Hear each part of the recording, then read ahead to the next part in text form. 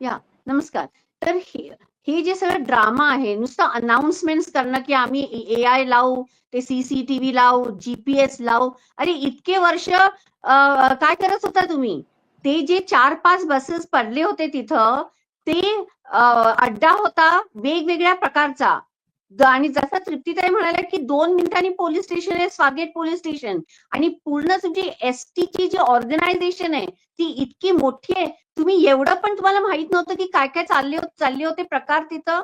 आणि तो Swargate ST stand इतका घाणेरडा आणि डेंजरस आहे.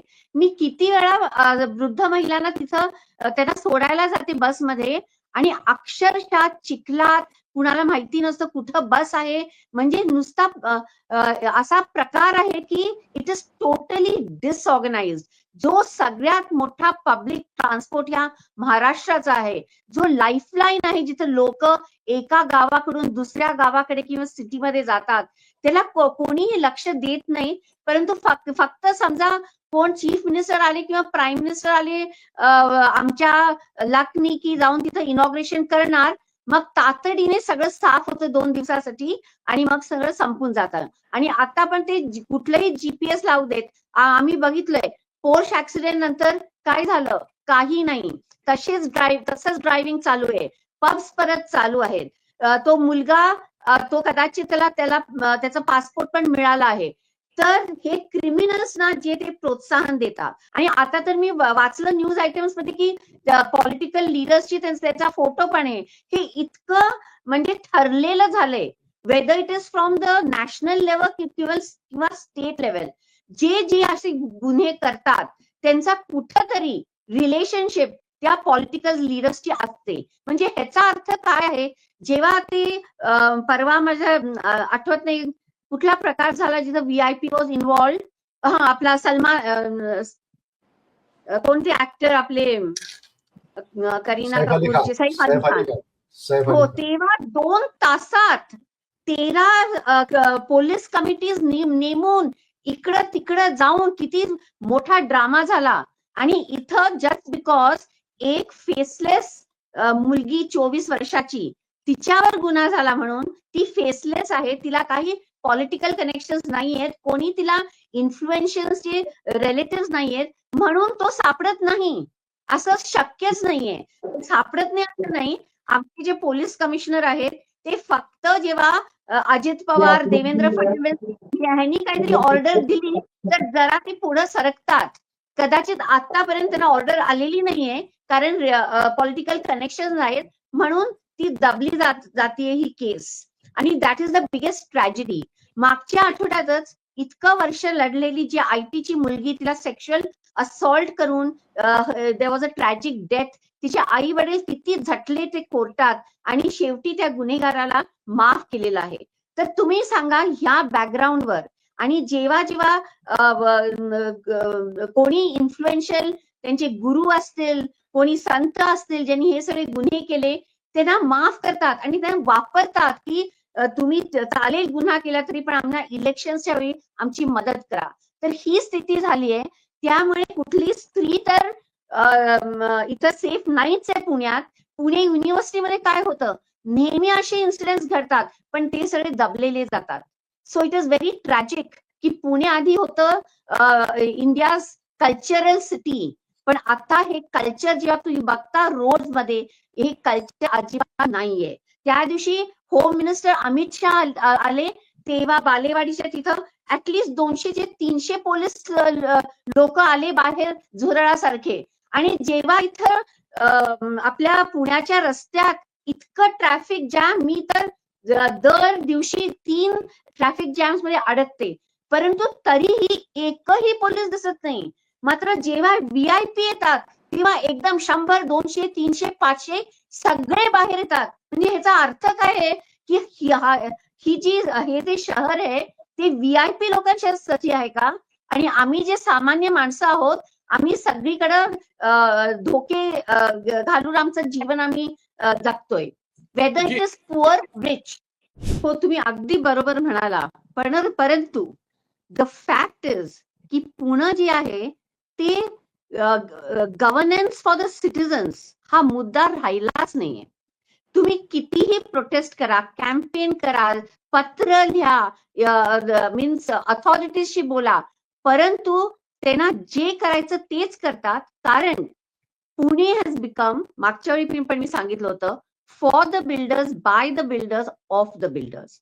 आणि सगळे जे हे राजकीय लोक आहेत, पॉलिटिकल लीडर्स, सगळ्या पार्टीचे, सगळे जे म्युनिसिपल कमिशनर्स, पोलीस कमिशनर्स, मोठे ऑफिसर्स आणि कॉन्ट्रॅक्टर्स आणि बिल्डर्स, तर हे हा पूर्ण झालंय कॉन्ट्रॅक्टर राज, बिल्डर राज. बिल्डरांच्या पुढं ते अक्षरशः साष्टांग नमस्कार घालतात. आणि पीएमसीच्या ऑफिसमध्ये पण म्युनिसिपल कमिशनरच्या, जर मी माझ्यासारखी नागरिक गेली तर मला एक तास बसून ठेवतात. परंतु बिल्डर आणि कॉर्पोरेटर मोठ्या छातीने अगदी आत कधीही जाऊ शकतात. त्यामुळे पुण्यामध्ये पाण्याची सोय आता नाहीये. पाण्यामध्ये ई कोलाय आहे. पॉश नेबरहुड म्हणजे बोट क्लब रोड, अशा सगळ्या मोठ्या मोठ्या नेबरहुड मध्ये 12-12 तास पॉवर कट आहे. कुठंही सोशल सिक्युरिटी नाहीये. परंतु आमचे जे पोलीस कमिशनर आहेत त्यांना त्याचं घेणं देणं नाहीये. जोपर्यंत VIP येत नाही तोपर्यंत त्यांचं बिल्डर बरोबर, कमिशनर बरोबर नेक्सस सुरू असतं. जिथं तिथं बिल्डिंग 20-20 मजली उभे राहिले आहेत.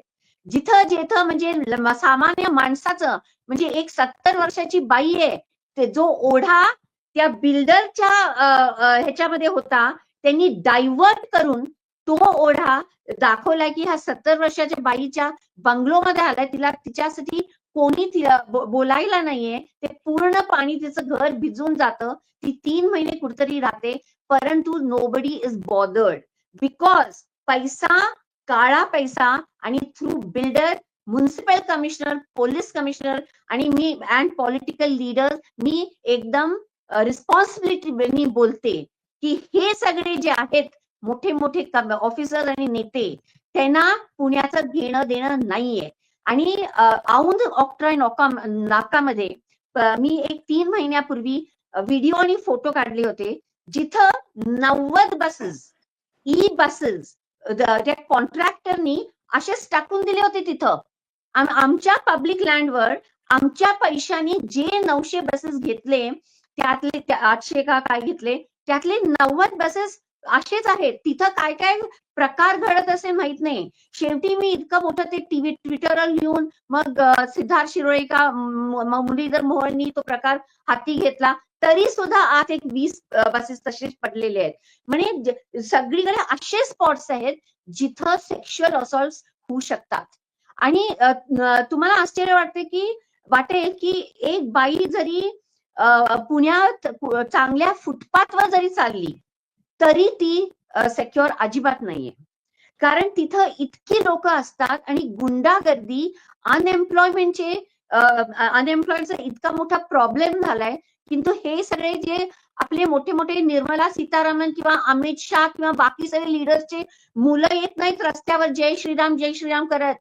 हे सगळे जे बिचारे अनएम्प्लॉइड आहेत त्यांना काहीतरी असं थोडे पैसे आणि चिकन कबाब टिका वगैरे भरवून त्यांच्याकडून हे सगळे गुन्हे करून जातात आणि सगळ्यांचं एकमेकाशी नेक्सस आहे. त्यामुळे पुणे फारच पुढे गेले गुन्ह्यामध्ये. आणि मला आय हॅव नो होप, कारण जोपर्यंत builder community and contractor community is going to dictate the city, तोपर्यंत तिथं फक्त there is a greed for हप्ता अँड कमिशन आणि किकबॅक्स, जे सगळे पीएमसीचे, पोलीसचे, सगळ्या डिपार्टमेंटचे ऑफिसर्स आणि नेते एन्जॉय करतायत. त्यांना आमच्याबद्दल काहीही सहानुभूती नाहीये.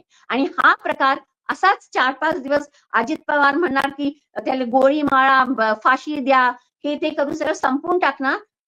आणि परत तोच यू नेव्हर नो की तोच गुन्हेगार पुढच्या म्युनिसिपल कॉर्पोरेशनच्या इलेक्शन्स मध्ये पण उभा राहील. अशी परिस्थिती आपल्या पुण्याची आहे. आणि लास्ट ऍक्च्युली तुम्ही जे विचारला, आणि लोक गप्प बसलेत. कारण एक म्हणजे लोकांच्या मनात इतकं द्वेष ते मुसलमानांच्या बद्दल घालून दिले की हिंदू मुस्लिम इस्लामोफोबिया, मग तो छावा पिक्चर असो, ते कुठलं तरी जिहाद लग्न असो, नुसतं हे सगळे पॉलिटिशियन्स हिंदू मुस्लिम आणि चांगले चांगले एज्युकेटेड लोक पुण्याचे, अरे रे मोदी नसले तर मग इस्लाम होऊन जाईल आपला देश. अशा प्रकारे एक कर्नल होते, एक मी लास्ट बोलते, एक कर्नल त्यांनी मला 1.5 वर्षापूर्वी एक व्हिडिओ पाठवला अबाउट सम मुस्लिम व्हिडिओ. मी त्यांना सांगितलं यू आर अ कर्नल, त्यामुळे तुम्ही फॅक्ट चेक करून मला व्हिडिओ पाठवत जा, असे फॉरवर्ड पाठवू नका. ते काय म्हणाले की ठीक आहे, मग 6 महिन्यात तुम्ही बुरखामध्ये असाल. अशा विचित्र प्रकार मी पुण्यात अजून बघितलेला नाहीये, इतका द्वेष मी बघितला नाहीये. आणि जोपर्यंत हा हिंदू मुस्लिम द्वेषचे slogans, movies, tweets, social media, जे सगळं हे घेऊन हे एज्युकेटेड लोक पुण्यामधले खूप खुश आहेत की आमचं हिंदुत्व वाचते. आणि social fabric is being torn into bits and pieces, पण त्यांना त्याचं घेणं देणं नाहीये, म्हणून ते लोक गप्प बसतात आणि नुसतं जय श्रीराम करून कुठेही देश जाणार आहे ते मला पण माहित नाही. And that is the sad and tragic part की Pune being a cultural centre has been poisoned with Islamophobia, आणि म्हणून लोक गप्प बसतात.